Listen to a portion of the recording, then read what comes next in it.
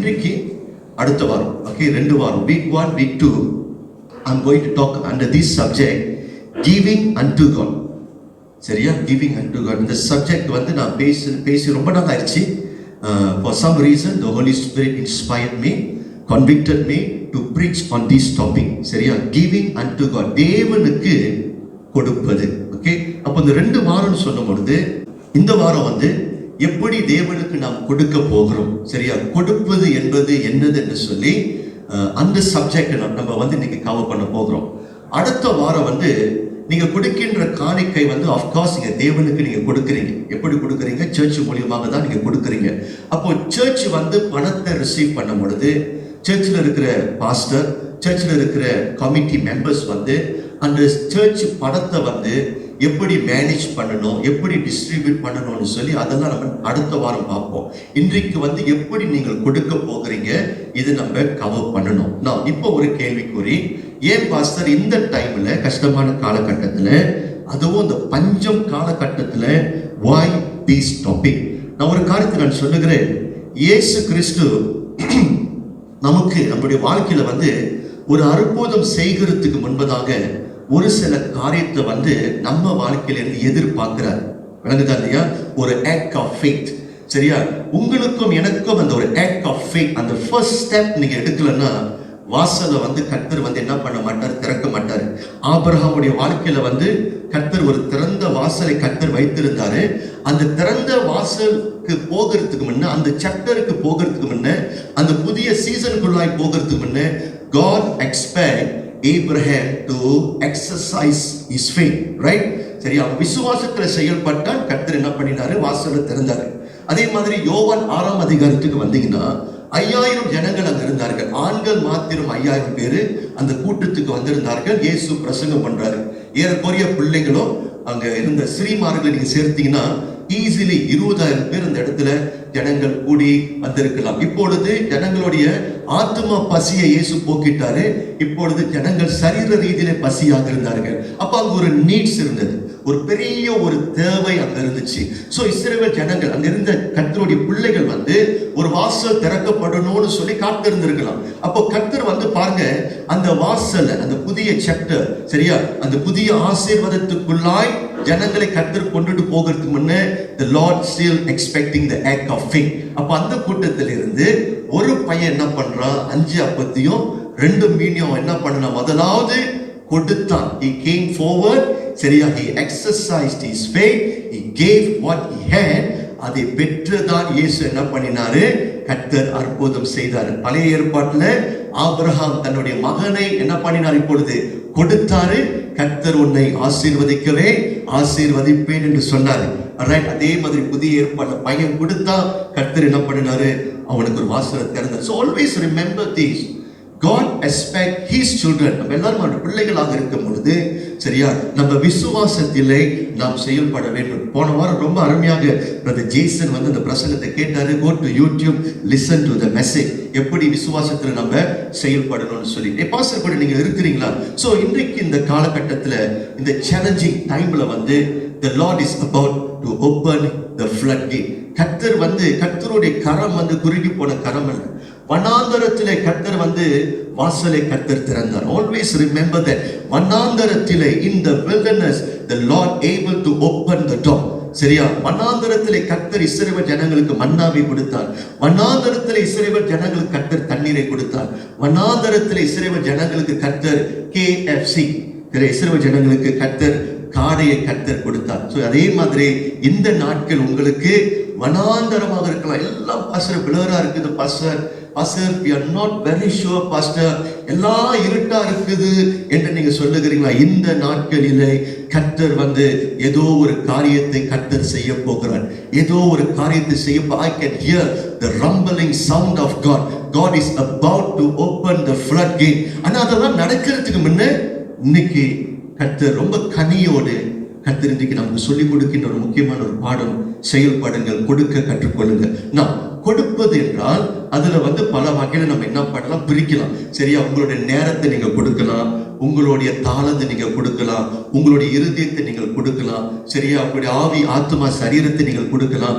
சரியா? உங்களுடைய பணத்தையும் நீங்கள் கொடுக்கலாம். இன்னைக்கு பாஸ்டர் வந்து குறிப்பாங்க, சரியா, எதை குறித்து நான் பேச போகிறேன்? I'm going to talk about giving your money. சரியா? உங்களுடைய வருமானத்திலிருந்து ஒரு பகுதி உங்களுடைய காணிக்கையை, சரியா, giving God your offering, அந்த தலைப்பு கீழே உங்களோடு நான் ஒரு சில காரியத்தை நான் பேச போகிறேன். ஆக இந்த கிவிங் டாபிக் குள்ளாக நம்ம வரும் பொழுது பாஸ்டர் வந்து இன்னைக்கு என்ன செய்ய பார்க்கிறேன், 5 பாயிண்ட்ஸ் வந்து அந்த பாயிண்ட்ஸ் ஃபார்மேட்ல வந்து ஒரு காரியமாக உங்களுக்கு நான் சொல்றேன். இந்த 5 ஃபார்மேட் நீங்க சரியா நீங்க ஃபாலோ பண்ணீங்கன்னா உங்களுடைய கிவிங் பெர்ஸ்பெக்டிவ் வந்து வித்தியாசமாக காணப்படும். இதுக்கு பிறகு இந்த பிரசங்கத்தை கேட்ட பிறகு கொடுப்பது என்பது என்னது, அந்த கொடுப்பது குறித்து உங்களுடைய அண்டர்ஸ்டாண்டிங் மாறணும்.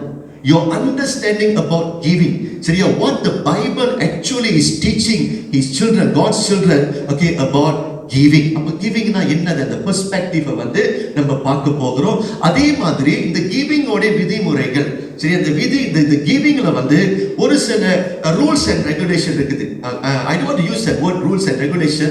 சரியா? ஒரு சில வகைகள் இருக்குது. ஓகே, ஒரு சில வகைகள் இருக்குது. அதெல்லாம் நம்ம என்ன பண்ண வேண்டும், கர்த்தருடைய பிள்ளைகளாக இருக்கும் பொழுது கற்று அறிய வேண்டும். ஓகே, ஒரு கதையோடு நான் ஸ்டார்ட் பண்றேன். ஒரு நாள் ஒரு பையன் வந்து ஒரு ஆராதனைக்கு வந்தானா, துதி ஆராதனை முடிஞ்சிருச்சு, நல்ல பிரசங்கம் முடிஞ்சிருச்சு, ரொம்ப சந்தோஷம் ஜனங்களுக்கு. இப்போ பாஸ்டர் சொன்னாரு கொடுக்கின்ற நேரம், காணிக்கை நேரம் என்று சொல்லி. For some reason this boy he felt very sad. சரியா? very sad. அப்போ அந்த காணிக்கை பை வந்து இப்பொழுது வந்து கொண்டிருக்குது, கிட்ட வந்து கொண்டிருக்குது. அந்த தம்பி கிட்ட வந்துருச்சு. he feel very sad. So அப்ப அந்த காணிக்கை பையை கொண்டுட்டு வந்தவர் வந்து இந்த பையன் முன்னுக்கு நிற்கும் பொழுது, சரியா, he was just waiting for the boy to give something. அப்பொழுது அந்த பையன் சொன்னான்னா, கொஞ்ச நேரம் இருங்க சார், நான் என்ன பண்றேன், நான் கொடுக்கறதுக்கு முன்ன நான் என்ன செஞ்சாலும் ஜெபத்தோடு தான் காரியத்தை நான் செய்வேன். அப்பொழுது வானத்தை பார்த்து, ஆண்டவரே, உங்களுக்கு நான் கொடுக்க போகிற ஆண்டவரே, நான் என்ன செய்வேன், என் கையில இருக்கிற எல்லா பணத்தையும் பொழுது கொடுக்கறதுக்கு முன்ன, பையில போடுறதுக்கு முன்ன நான் மேல தூக்கி போடுவேன். அப்படி உங்களுக்கு உண்மையிலேயே உங்களுக்கு நீட்ஸ் இருந்துச்சுன்னா, உங்களுக்கு தேவை இருந்துச்சுன்னா, பரலோகத்துல பணம் பத்தல, சரியா, தேவ தூதர்கள் எல்லாம் மேனேஜ் பண்றதுக்கு உங்களுக்கு பணம் இல்லைன்னா நான் தூக்கி போடுவேன். நீங்க என்ன பண்ணுங்க, கீழே இறங்கி வந்து அந்த பணத்தை வந்து நீங்க எடுத்துக்கலாம். எடுத்துக்கிட்டீங்கன்னா நான் என்ன பண்ணுவேன், அந்த பணத்தை மட்டும் நான் கொடுத்துருவேன்னு சொன்னானா. இவன் பார்த்துக்கிட்டு இருக்கிற அந்த காணிக்கை பைய பிடிச்சு கொண்டு இருக்கிறான். பையன் தூக்கி போட்டான். பணத்தை வந்து யாருமே வந்து வாங்கல. கர்த்தரும் கீழே இறங்கி வரல, தேவ தூதனும் கீழே இறங்கி வரல. தூக்கி போட்ட பணம் இப்பொழுது மறுபடியும் எல்லாம் தரையில விழுந்துருச்சு.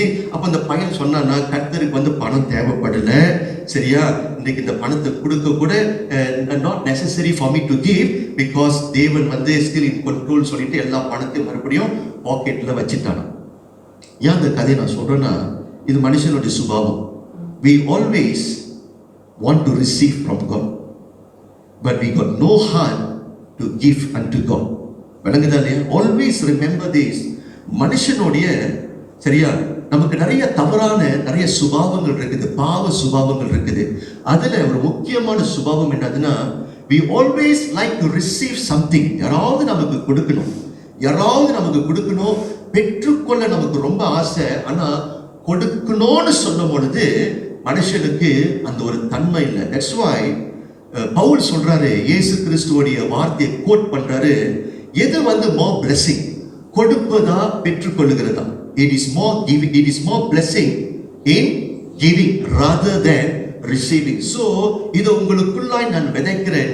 என் அன்பு பிள்ளைகளை, கர்த்தருடைய பிள்ளைகளா இருக்கும் பொழுது கொடுக்க கற்றுக்கொள்ளுங்கள். இதுதான் தேவனுடைய சுபாவம். God gave his only begotten son. God gave his only begotten son. கர்த்தர் தன்னுடைய ஒரே பேரான குமாரனை கர்த்தர் நமக்கு தந்தார், கர்த்தர் நமக்கு கொடுத்தார். Learn from God the Father. இன்னைக்கு ஒரு வைராக்கியம் உங்களுக்குள்ளாக வரணும். Father, இன்று முதல் நான் கொடுக்கிறவனாய் நான் மாற போகிறேன் என்று, சரியா, அந்த ஒரு தீர்மானத்தோடு இந்த பிரசங்கத்துக்குள்ளாக வரணும், இந்த குறிப்புக்குள்ளாக நீங்க வரணும். அப்போதான் you can be a healthy Christian. If you going to hear this sermon, பாஸ்டருக்கு வந்து ஒரு ஹிடன் அஜெண்டா இருக்குது. இந்த பாஸ்டர் மாருங்களுக்குலாம் வேற வேலையே இல்லை. காணிக்கை காணிக்கை காணிக்கை, சரியா? நத்திங் பட் ஆஃபரிங், சரியா? It is not that, it is not that. அந்த லெவல்ல இருந்து உங்களை நான் மேல கொண்டுட்டு போக நான் இருக்கிறேன். alright, so now what is that 5 points? முதலாவது I put in this way in English. முதல் குறிப்பு இன்றைக்கு, remember God is the owner of everything. That is my first point. God is the owner of everything. வானத்தையும் பூமியும் சகலத்தையும் படைத்தவர் யாரு? கர்த்தர் என்று சொல்லி நீங்கள் மறந்து போக கூடாது. எல்லாத்தையும் அவர் உண்டாக்கினார். அவருடைய கருத்திலிருந்து தான் எல்லா நன்மையும் நீங்கள் பெற்றிருக்கிறீங்க. நன்மை என்று சொல்லும் பொழுது உங்களுடைய வீடு, நன்மை என்று சொல்லும் பொழுது உங்களுடைய குடும்பம், உங்களுடைய குழந்தை, உங்களுடைய வேலை, சரியா? வேலை செய்கின்ற அந்த பலன், அந்த வேலை செய்ய வேண்டிய அந்த அறிவு, இவைகள் எல்லாவற்றையும் முதலாவது யாரு கரத்திலே நீங்கள் பெற்றீங்க? அவருடைய கையிலிருந்து பெற்றீங்க. Remember, God is the big boss here. You always remember that. You see, we tend to change things. We tend to have a wrong perception about God in giving matter. நம்ம என்ன நினைக்கிறோம்? அவருக்கு பணம் இல்லை, சர்ச்சுக்கு வந்து பணம் இல்லை, அதுபடியால நாங்கள் என்ன பண்றோம்? நாங்கள் தாங்குறோம், நாங்கள் கொடுக்கிறோம், அல்லது God will go broke. No such thing. The Bible is teaching, முதல் படியாக this should be our foundation. சரியா? நீங்க கொடுக்கிறதுக்கு முன்பதாக உங்களுக்கு இந்த நல்ல ஒரு சிந்தனை இருக்க வேண்டும். God is the owner of everything என்று சொல்லி நீங்கள் அறிந்து கொள்ள வேண்டும். இதை வந்து இந்த ரகசியத்தை வந்து யாரு நன்கு விளங்கி கொண்டா? தாவீது விளங்கி கொண்டாரு. பாருங்க, தாவீதுடைய வாழ்க்கையிலிருந்து ஒரு கதையை நம்ம படிக்க போகிறோம். Turn with pastor the book of 1 Chronicles chapter 29 verse 12 onwards. 1 நாளாகமம் 29வது அதிகாரம். The book of 1 Chronicles chapter 29 beginning from verse 12 onwards. Okay, Shereen வந்து அந்த வசனத்தை வாசிக்கிறதுக்கு முன்ன நீங்க வந்து அந்த வார்த்தைக்கு நீங்க டர்ன் பண்ணுங்க. நீங்க டர்ன் பண்ணின பிறகு அந்த வசனத்துடைய பேக்ரவுண்ட் உங்களுக்கு நான் கொடுக்கிறேன், so that you will have a better understanding. இப்போ பாருங்க, தாவீது அரசனுடைய லைஃப் வந்து முடிய போகுது. அவருடைய ஏரா வந்து முடிய போகுது. இப்போ வந்து அந்த தலைமைத்துவத்துக்கு, அந்த ராஜரீகத்துக்கு இப்பொழுது யார் வர போகிறா? தாவீதுடைய மகன் சாலமன் ராஜா வரப்போகிறாரு. பாஸ்டர் கூட இருக்கிறீங்களா? நான் ஒரு கேள்வி, அந்த தேவ ஆலயத்தை வந்து அந்த காலகட்டத்தில் the first temple, okay, in the land of Israel, அந்த டெம்பிளை வந்து கட்டினவன் யார்? தாவீதா? சாலமன் ராஜா கட்டினாரா? சாலமன் ராஜா தான் தேவனுடைய ஆலயத்தை கட்டினாரு. ஆனா அந்த வாஞ்சை, சரியா, அந்த ஐடியா யாருக்கு வந்துச்சு? தாவீதுக்கு வந்துச்சு. இது ரிமெம்பர் பண்ணணும். But unfortunately David, he had the desire to build the temple for God. கர்த்தர் சொன்னாரு, உன்னுடைய கரத்தின் மூலமாக ரொம்ப ரத்தம் சிந்தப்பட்டிருச்சு, ஆனபடினாலே நீ வந்து என்ன பண்ண முடியாது? ஆலயத்தை கட்ட முடியாது. I want to give that job prescription to your son என்று கர்த்தர் தெளிவா சொல்லிட்டார். இப்போ ஆலயத்தை கட்டுகிறதுக்கு அந்த நாட்களிலே நிறைய ஜனங்களுக்கு ரா மெட்டீரியல் தேவைப்பட்டுச்சு. ஜனங்களுக்கு வந்து காணிக்கை தேவைப்பட்டுச்சு. விளங்குதா இல்லையா? they need gold, they need silver, they need bronze. இந்த கோல்ட், சில்வர், பிரான்ஸ் சொல்லும் பொழுது அந்த காலகட்டத்தில் வந்து இதெல்லாம் very priceless, okay, very priceless raw material. இதெல்லாம் தேவனுடைய ஆலயத்தை கட்டுகிறதுக்கு தேவை. அதே சமயத்தில் காணிக்கை தேவைப்பட்டுச்சு. they need timber and sword. so நிறைய நீட்ஸ் இருந்துச்சு. அப்ப தாவீது என்ன பண்றாரு? ஜனங்களுக்கிட்ட கேட்கறதுக்கு முன்பதாக, சரியா, இந்த ஐடியா வந்து ஜனங்கள்கிட்ட சொல்லுகிறதுக்கு முன்பதாக அவர் முதலாவது என்ன செய்கிறாரு? இருந்ததை அவர் கொடுத்தாராம். நான் ஒன்னு சொல்றேன், தாவீது மாதிரி யாருமே கொடுக்கவே முடியாது. He gave so much of gold, he gave so much of silver, he gave so much of bronze and so on. நிறைய காணிக்கை அவர் என்ன பண்ணினாரு? ஒரு செல்வந்தனா இருந்தாலும், சரியா, அந்த செல்வத்துக்கு மேலாக அவர் என்ன பண்ணினாரு? கர்த்தருடைய ராஜ்யத்துக்கு, அந்த சபைக்காக அவர் கொடுத்தாரு. கொடுத்த பிறகு ஒரு காரியத்தை சொல்றாரு. What is it? வாசிங்க.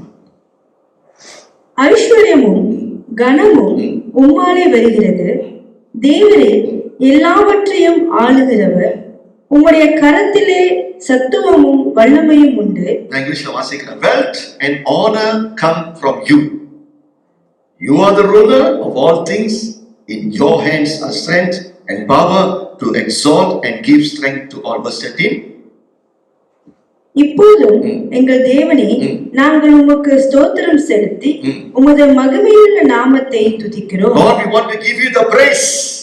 என்ன பண்றாரு? காணிக்கை கொடுக்கும் பொழுது எல்லா கனம் எல்லா புகழ் யாருக்கு? கர்த்தருக்கு என்று சொல்லி கர்த்தருடைய நாமத்தை உயர்த்துங்க. அடுத்த வசனம். இப்படி மனப்பூர்வமாய் கொடுக்கும் திராணி உண்டாவதற்கு நான் எம்மாத்திரம், என் ஜனங்கள் எம்மாத்திரம், எல்லாம் உம்மால் உண்டாகியது, உமது கரத்திலே வாங்கி, உம்முடைய கரத்தினால் வாங்கி உமக்கு கொடுக்கிறேன். Can you see that? Can you see the understanding, the biblical understanding of giving? உம்முடைய கரத்திலிருந்து வாங்கி உம்முடைய கரத்திலிருந்து நாங்கள் கொடுத்தோம். நீங்க go back, you refer to English dictionary, giving அந்த பதம் வந்து வித்தியாசம். ஆனா biblical understanding giving என்று சொன்னா தேவ கரத்திலிருந்து பெற்றதை மறுபடியும் கொடுப்பதுதான் பைபிள் வந்து giving னு சொல்லுது. So always remember that இதுல வந்து ஒரு humbleness நமக்கு வரணும். Whenever you give, நெஞ்ச தூக்கி கொண்டு நம்ம என்ன பண்ணக்கூடாது? காணிக்கை கொடுக்கவே கூடாது. அந்த humble posture கர்த்தருடைய கரத்திலிருந்து பெற்றேன் ஆண்டவரே, உமக்கே நான் நன்றி சொல்ல மறுபடியும் கொடுக்கிறேன் என்று சொல்லி அந்த அண்டர்ஸ்டாண்டிங் நமக்குள்ளாக வர வேண்டும். விசேஷமாக கிறிஸ்துவின் ஸ்தலத்தாருக்கு வர வேண்டும். கூடுதலாக கொடுத்தாலும் you got to humble yourself. குறைவாக நீங்கள் கொடுத்தாலும் சரியா ஹம்பலாக நீங்க என்ன பண்ண வேண்டும்? கொடுக்க நீங்கள் கற்றுக்கொள்ள வேண்டும். இப்போ உங்களுக்குள்ளாக நம்ம எல்லாம் சரியா விசுவாசியாக இருக்கிறோம், சிந்திக்கிற விசுவாசியாக இருக்கிறோம். பாஸ்டர், ஒரு கரெக்ஷன் பாஸ்டர், என்னால நம்ப முடியல pastor. How can you say pastor everything we receive from God? We went to Singapore.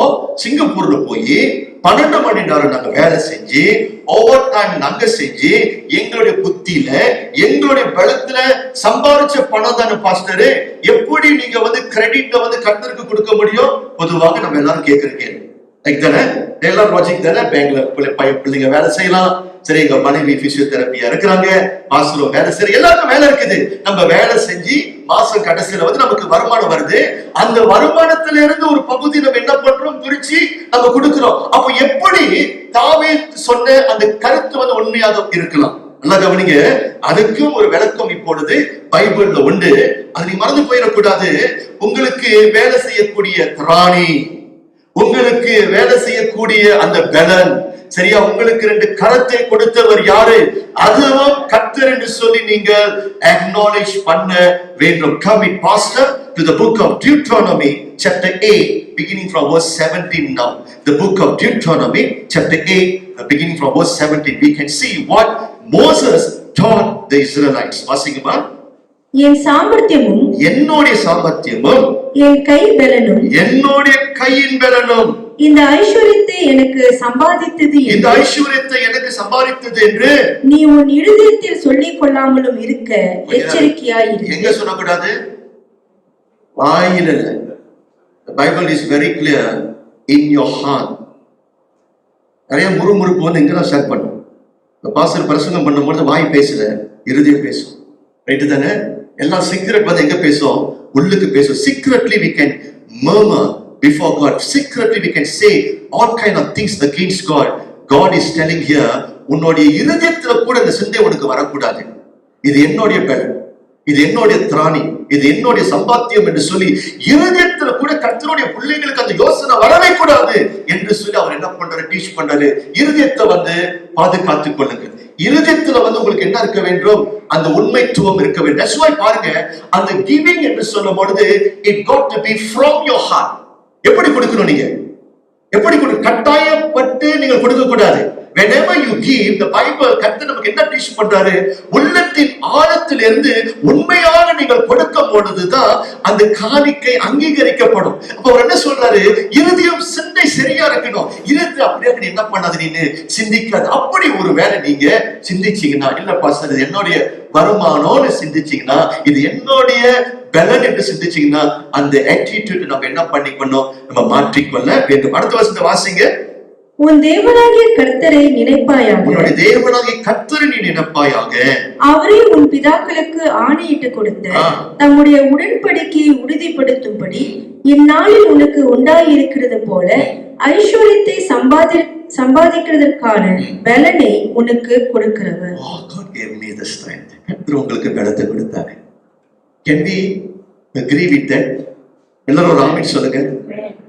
So all the praise, all the glory unto God before we can venture into this giving lesson. All from Him. First lesson, சரியா pastor சொன்னது போல, remember God is the owner of everything. ரெண்டாவது, giving reveals our godliness and the condition of our spirituality. அதாவது கொடுக்கிறவர்கள், தமிழ்ல நான் rephrase பண்றேன், தமிழ்ல கொடுக்கிறவர்கள், நீங்க கொடுக்கிறீங்க பாத்தீங்களா, அது எதை வெளிப்படுத்துது, எதை குறிக்குதுன்னா, உன்னுடைய ஆவிக்குரிய வாழ்க்கையில எப்படி நீ பலப்பட்டு இருக்கிற, உன்னுடைய ஆவிக்குரிய தரம் எவ்வளவாக இருக்குது, உனக்கும் கர்த்தருக்கும் உள்ள உறவு எப்படி இருக்குது என்று சொல்லி ரிஃப்ளெக்ட் பண்ணுது. Giving, you understand? You see, from many ways spiritual discipline இருக்குது. We can see, we can evaluate our spirituality. So அந்த many waysல ஒரு முக்கியமான இண்டிகேஷன், சரியா, ஆவிக்குரிய வாழ்க்கையில பலப்பட்டு இருக்கிற, என்னோட டிவோஷன் லைஃப் இன்டேக்கா இருக்குது, நான் கர்த்தரோடு நடக்கிறேன், நான் பக்தி உள்ளவன் என்று சொல்லி வெளியப்படுத்துகிற ஒரு முக்கியமான பகுதி through giving. Wow, you don't underestimate, okay, this important lesson. நீ எப்படி இருக்கிற, நீ ஆவிக்குரிய வகையில உனக்கும் தேவனுக்கும் உறவு இருக்குதா? Are you connected with God? உன்னுடைய ஸ்பிரிச்சுவாலிட்டி எப்படி இருக்குது? உன்னுடைய inner man, உன்னுடைய ஸ்பிரிட்டோட கண்டிஷன் எப்படி இருக்குது? I'm not talking about your physical man, your spiritual man எப்படி இருக்கிறான்? உயிரோடு இருக்கிறானா, செத்துட்டானா, அவன் விழித்து இருக்கிறானா, தூங்கிக் கொண்டிருக்கிறான் என்று சொல்லி இதை கண்டுபிடிக்கிற ஒரு முக்கியமான ஒரு வகை, எப்படி நீங்கள் கொடுக்கிறீங்க, அது பார்த்து நம்ம என்ன பண்ண, நம்ம கண்டுபிடிக்கலாம். Don't take things wrong. அப்படின்னா பாஸ்டர் புதிய ஏற்பாட்டுல பரிசேயர்கள் அள்ளி கொடுத்தார்களே, அவங்க ஆவிக்குரிய ரீதியில வளர்ந்தவர்களா? நான் அதை குறித்து நான் சொல்லல. I'm not talking to you about the amount. Always remember that. அப்படின்னா கூட கொடுத்துட்டா பாஸ்டர், நாங்க கூட பக்தி உள்ளவர்களா? சீனன்கள்லாம் கூட கொடுக்குறாங்க, ரைட்டா இல்லையா? கூட அள்ளி கொடுக்குறாங்க. நான் அதை சொல்ல வரல. நான் என்ன சொல்றேன், அந்த இருதயம், மறுபடியும் இருதயம், முழு இருதயத்தோடு, சரியா, நம்ம புது பலத்தோடு, தியாகத்தோடு நம்ம கொடுக்கிறோம் பாத்தீங்களா? God always sees the heart. உள்ளத்தை கர்த்தர் பார்க்கிறாரு. அப்ப அந்த உண்மையாக நம்ம என்ன பண்றோம், நம்ம கொடுக்கிறோம் பாத்தீங்களா? அந்த கொடுப்பதை பார்த்து கர்த்தர் அறிந்து கொள்ளுகிறாரு உன்னுடைய ஸ்பிரிச்சுவல் கண்டிஷன் எப்படி இருக்குது என்று சொல்லி. Can you follow pastor? Now Abraham தேவனோடு நடந்தான் என்று சொல்லி வசனம் நமக்கு தெளிவாய் நமக்கு எழுதி கொடுத்திருக்குது. Right? He was a man walk before God. இரண்டாவது, ஆபிரகாம் தேவனுடைய நண்பன் என்று சொல்லி பைபிள் நமக்கு சுற்றி காண்பிக்குது. He was a spiritual man. Spiritually he was a very healthy person. நான் எப்படி என்னால அந்த காரியத்தை சொல்ல முடியுதுன்னா, சரியா, through giving. அவன் கொடுத்தான் பாத்தீங்களா? அந்த கிவிங்க பார்த்து கர்த்தர் நமக்கு வசனத்துல சொல்றாரு, ஆபிரகாம் பக்தி உள்ளவன் என்று சொல்லி. ஓகே, இந்த காரியத்தை உங்களுக்கு நான் விளக்கி நான் சொல்றேன். You come with pastor now to the book of Hebrew chapter 11 verse 17 வாசிங்க.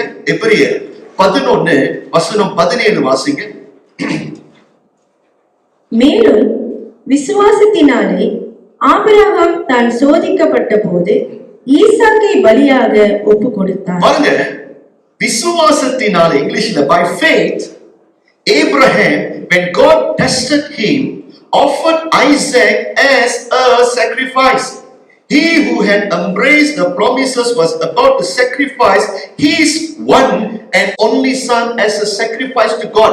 கர்த்தர் கேட்டார் என்று சொல்லி அவர் என்ன பண்ணல, சொந்த மகனை ஸ்பேர் பண்ணல, கொடுக்கிற தன்மை இருக்குது பாருங்க, கொடுத்தா பாருங்க. அப்போ இந்த எபிரேயர் நிருபத்தை எழுதினவர் சொல்றாரு, அவன் கொடுத்த நிமித்தம் அவன் எப்படிப்பட்டவன், விசுவாசிக்கிறவன் என்று சொல்லி வசனம் சொல்லுது.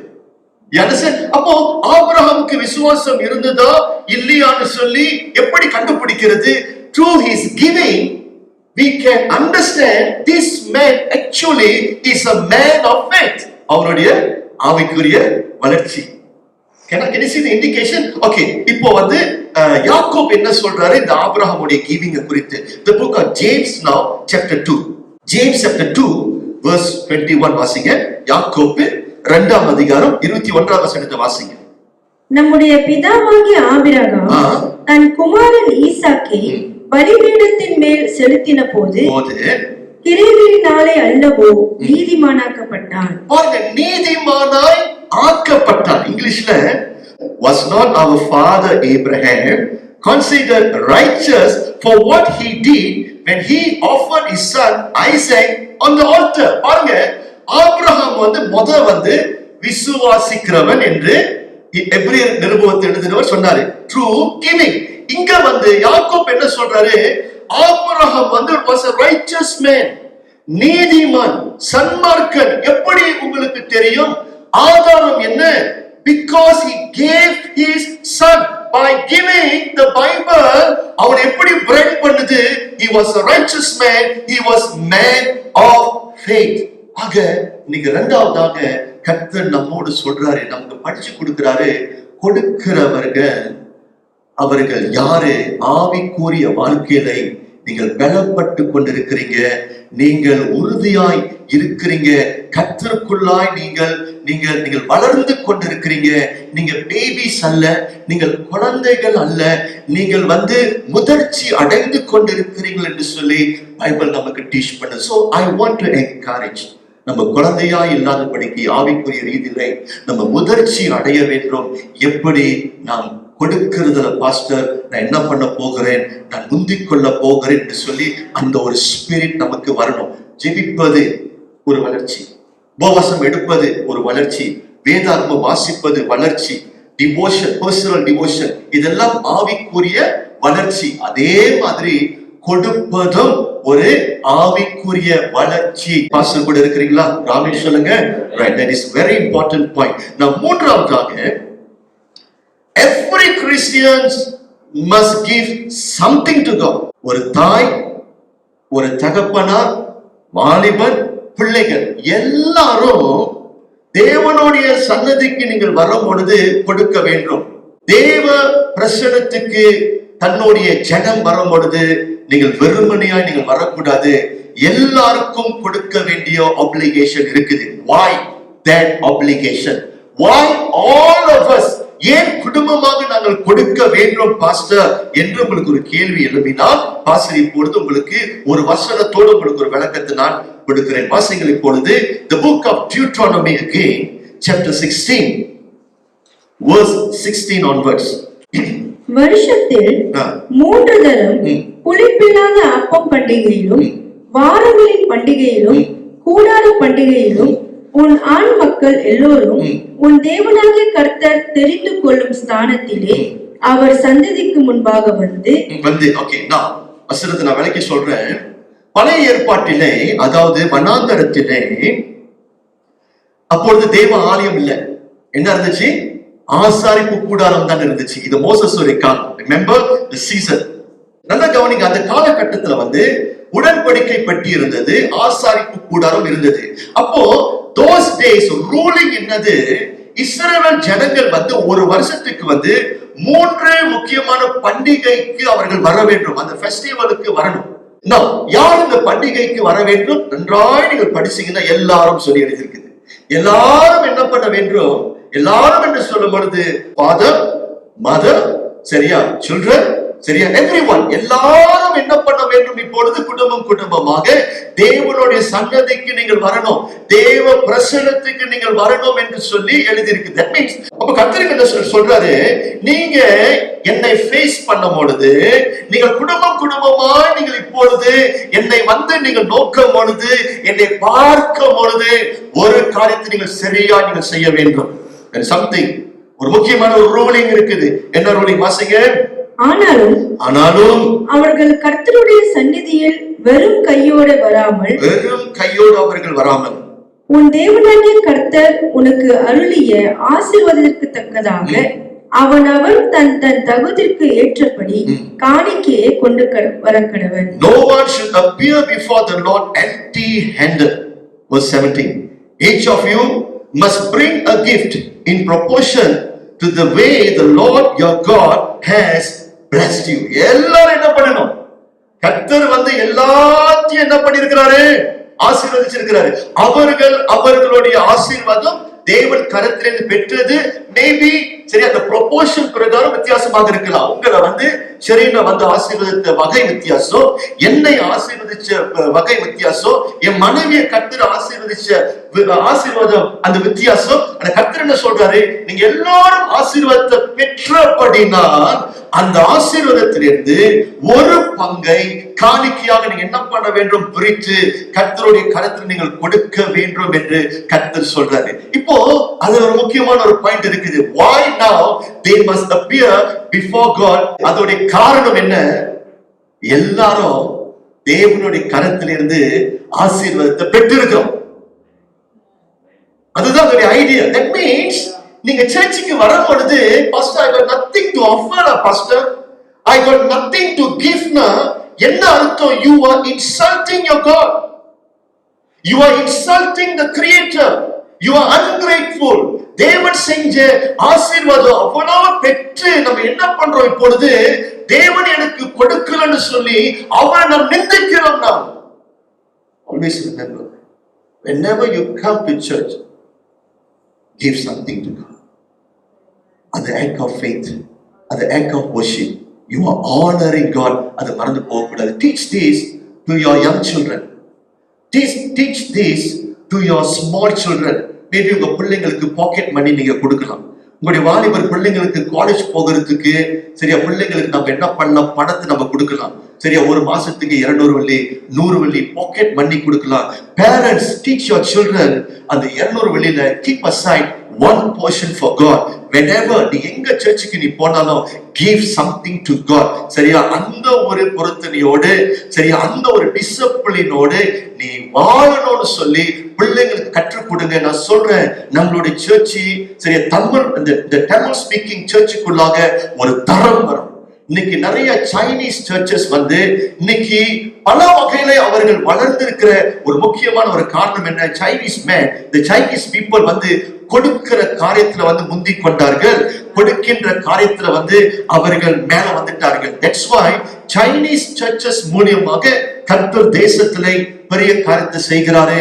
டெம்பிள் சர்ச்சஸ் வந்து இன்னும் புவரா தான் இருக்குது, இன்னும் புவரா தான் இருக்குது. ஏன்னா கொடுக்கிறதுல நம்ம என்ன பண்றோம்? பின் தாங்கி விட்டோம். இன்னைக்கு நான் சொல்றேன், I want to encourage our church, Christ Sanctuary.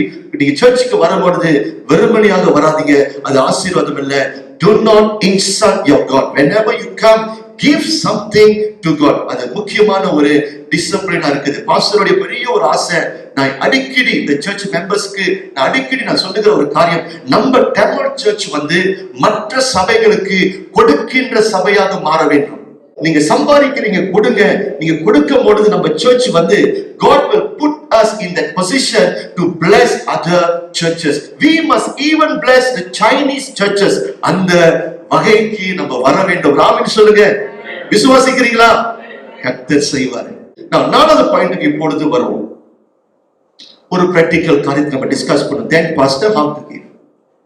ரொம்ப ரொம்ப ரொம்ப ஆர்வமா இருக்கிற pastor, from today onwards pastor, your message pastor, இந்த என்னோட கர்த்தர் பேசுறாரு, லட்டு மாதிரி கொடுக்குறீங்க பாஸ்டர், இன்னும் பேசுங்க pastor. Now how to give pastor அப்படின்னு ஒரு கேள்வி வந்தா இப்ப பாயிண்ட் வர, எப்படி கொடுப்பது? நல்லா கவனிக்கணும்.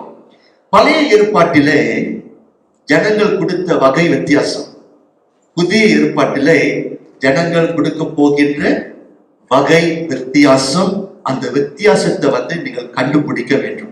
ஒரு கோடு போடுறேன், old testament old covenant, new testament new covenant. நான் பழைய ஏற்பாட்டுல கர்த்தர் கொடுத்த ஒரு கைட்லைன் என்னதுன்னா, 10ல ஒரு பங்கு நீ என்ன பண்ணிரு? பிரிச்சிரு. அது பேரு தான் தசம பாகம்.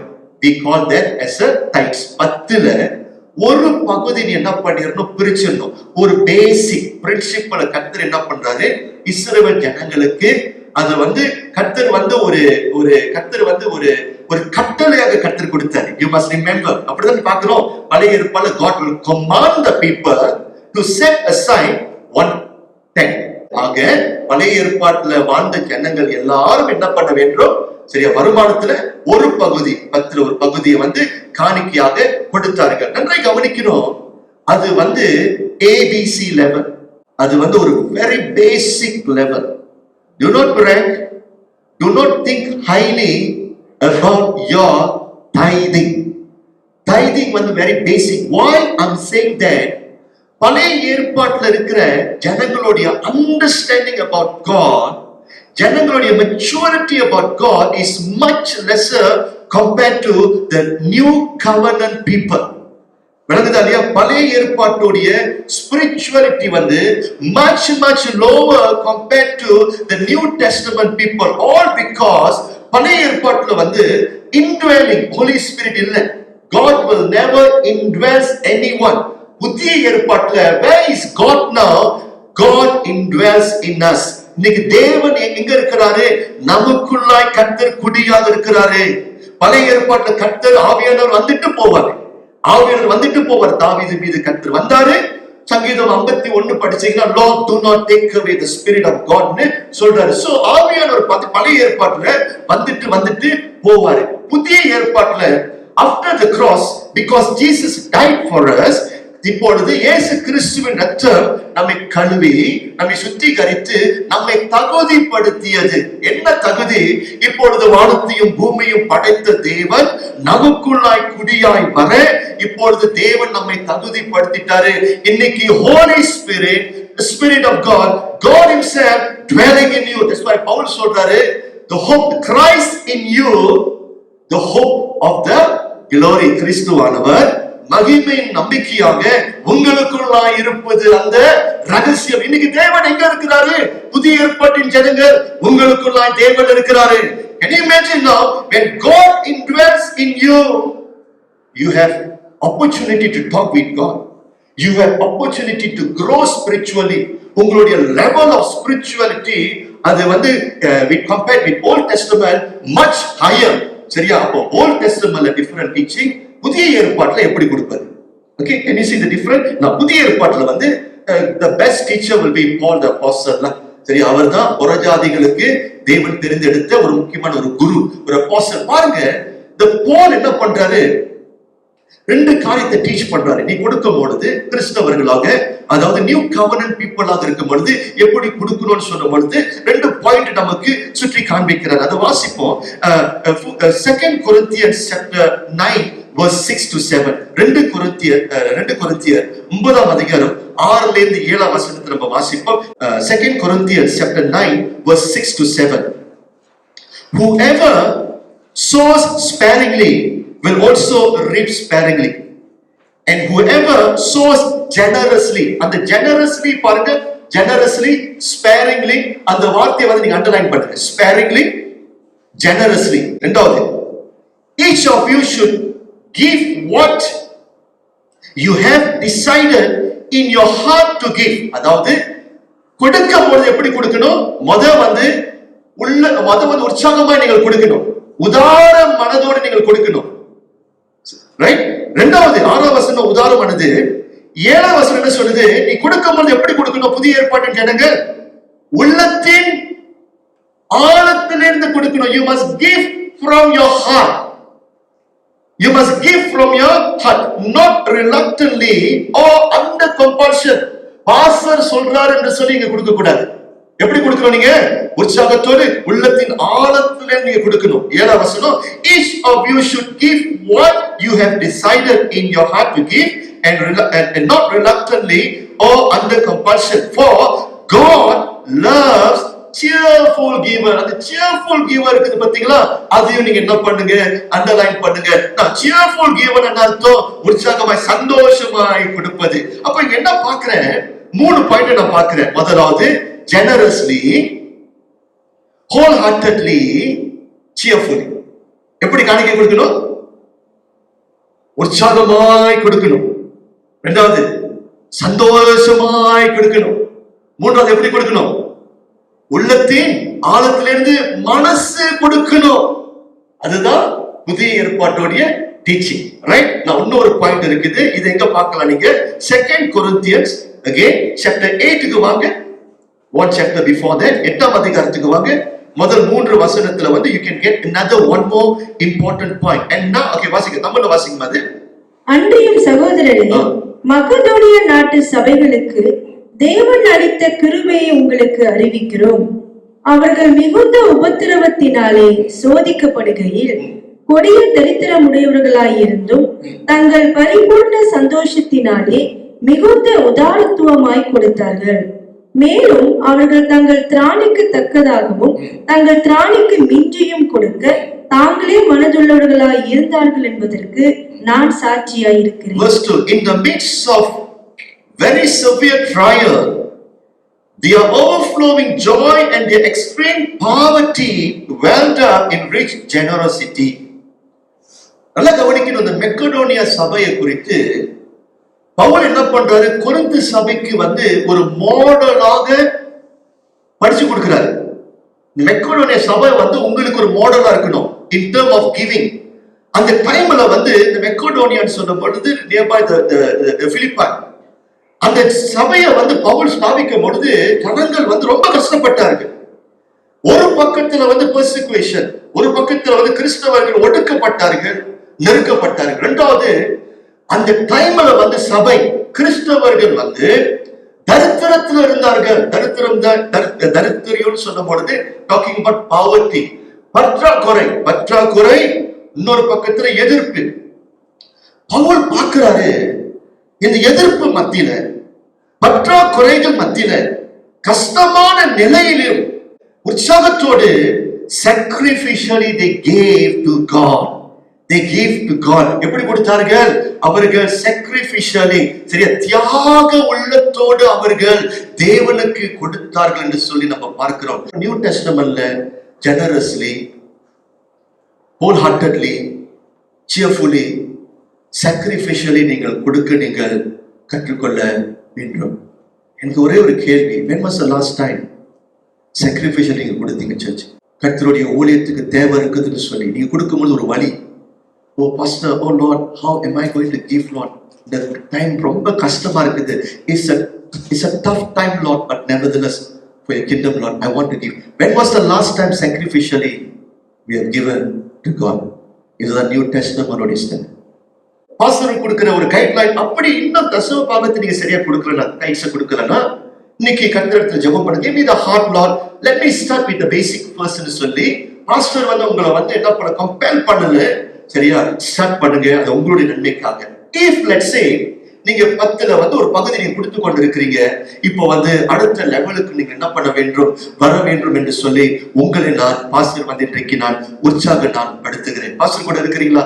And what happened because of Macedonian church, அவர்கள் கொடுத்தபடினால் ஜெருசலம்ல நிறைய ஏழ்மையான சபைகள் இருந்தது, ஏழ்மையான ஊழியக்காரர்கள் இருந்தார்கள், கிறிஸ்தவர்கள் இருந்தார்கள்.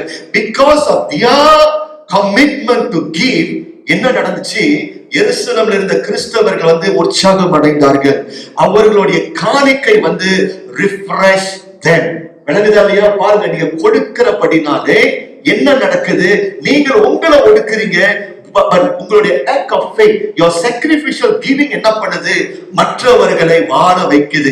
அவர்கள் தான் கிறிஸ்தவர்கள். ஆமென் சொல்லுங்க. ஒருத்தரை ஒருத்தர் தாங்கக்கூடியவர்கள் யாரு? கிறிஸ்தவர்கள்.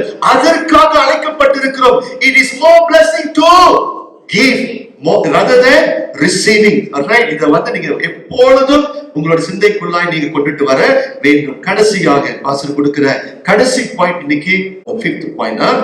Remember that God will reject corrupt offering. Remember that God will reject corrupt offering. அதாவது சம்பாதிக்கிறீங்க பாத்தீங்களா, நேர்மையாக நீங்க சம்பாதிக்கணும். எல்லாரும் வேலை செய்யணும். உங்களுடைய சம்பாத்தியம் உண்மையாக இருக்க வேண்டும். 12 மணி நேரம் நீங்க வேலை செய்யறீங்கன்னா, 8 மணி நேரம் நீங்க வேலை செய்யறீங்கன்னா, அது உண்மையான உழைப்பாக இருக்கணும். உண்மையாக உழைச்சி நீங்க எடுக்கின்ற வருமானம் சுத்தமான வருமானமாக இருக்க வேண்டும். அதுல அசுத்தம் இருக்கக்கூடாது, அதுல கரப்ஷன் இருக்கக்கூடாது. லஞ்சத்திலே சம்பாதிச்ச பணத்தை என்ன பண்ணக்கூடாது? காணிக்க பையில நீங்கள் போடக்கூடாது. கொடுக்கும் பொழுது உங்களுடைய கரம் சுத்தமாக இருக்க வேண்டும். மலாக்காய் chapter 1, பழைய ஏற்பாட்டுல கடைசி புத்தகம், the book of Malachi chapter 1 verse 6 to 8. Remember, இந்த வசனம் God is not talking to the people, the general people, In fact, God was talking this to the priests. கர்த்தர் வந்து தலைவர்களுக்கு இந்த காரியத்தை வந்து எச்சரிக்கையாக கர்த்தர் சொன்னார். என்ன நடந்துச்சு வாசிங்கள் பொழுது. குமாரன் தன் பிதாவையும் ஊழியக்காரன் தன் எஜமானையும் கனம் பண்ணுகிறார்களே. ஓகே, நான் பிதாவானால் என் கனம் எங்கே? பிள்ளை வந்து அப்பாவை என்ன பண்ணுது? கனம் பண்ணணும். வேலைக்காரன் வந்து முதலாளி என்ன பண்ணணும்? கனம் பண்ணணும். இப்ப கர்த்தர் கேட்கிறாரு, பையன் கனம் பண்றான் சரி அப்பாவை, வேலைக்காரன் வந்து முதலாளி கனம் பண்றான் சரி, என்னுடைய ரெஸ்பெக்ட் எங்கன்னு கேட்கிறாரு. நீ என்ன எங்க வச்சிருக்கிற? நீ எப்படி நீ பாக்குற? How you are acknowledging me? நான் யாருன்னு உனக்கு தெரியுமான்னு சொல்லி கர்த்தர் கேட்கிறாரு. அடுத்த வசனம், நான் எஜமானானால் எனக்கு பயப்படும் பயம் எங்கே? எனக்கு பயப்படுகிற பயம் எங்கே என்று சொல்லி கேட்கிறார். கர்த்தர் தமது நாமத்தை அசட்டை பண்ணுகிற ஆசாரியர்களாகிய உங்களை கேட்கிறார். அதற்கு நீங்கள் உமது நாமத்தை எதனாலே அசட்டை பண்ணினோம்? எப்படி நாங்கள் அசட்டை பண்ணுகிறோம்? என் பீடத்தின் மேல், என்னுடைய பீடத்தின் மீது அசுத்தமான அப்பத்தை படைக்கிறதினாலே கர்த்தர் சொல்றாரு. ஆனாலும் உம்மை எதனாலே அசுத்தப்படுத்தினோம் என்கிறீர்கள்.